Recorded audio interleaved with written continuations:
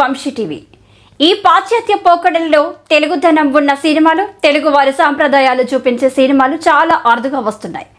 సహజత్వంతో కూడిన ఈ అంశాలను హైలైట్ చేస్తూ చూపించే సినిమాలను తెలుగు ప్రేక్షకులు కూడా ఆదరిస్తున్నారు. తాజాగా ఏవం చిత్రంలో తెలంగాణ ఒగ్గు కథ కల్చర్ని హైలైట్ చేస్తూ తెలంగాణ సంస్కృతిలోని ముఖ్యమైన అంశమైన ఒగ్గు కథను చూపించారు ఏవం చిత్ర దర్శకుడు ప్రకాష్ దంతులూరి.